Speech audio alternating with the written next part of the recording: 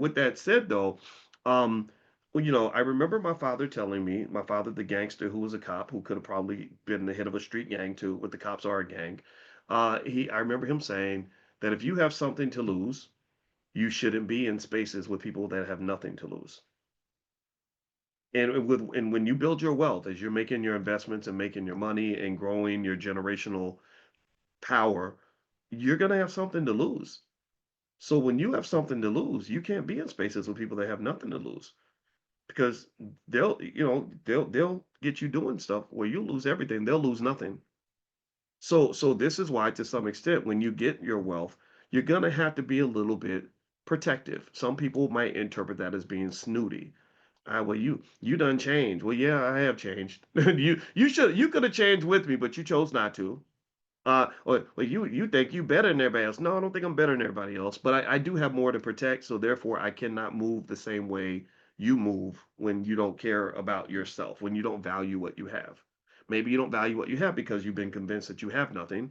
I don't think that's true. I've explained to you how a person can be very wealthy even if they have no money, but if you don't see the wealth, then there is no wealth. If you don't see it, then it doesn't exist, because it's very psychological. But I see my wealth, I see my worth. It's very clear to me that I have something to protect. Therefore, I'm protecting this. And not only am I protecting what I have and what I built, I'm protecting what I'm going to have in the future, because what I'm going to have in the future is heavily dependent on what I do now. And I value myself the same way you value a stock. See, if you go look at certain stocks like QBTS, the quantum company, you'll find that QBTS makes almost no money. If you go look at Oklo and you say, well, Oklo, that stock, that company is worth billions of dollars in the market. How much money are they making? They got to be making at least half a billion a year. The people at Oklahoma will be like, no, we don't make any money. Well, do you have assets? You got to have like maybe a few $1 billion worth of property or something. No, no, no. We just have ideas. Right? Like, we just got a plan, right?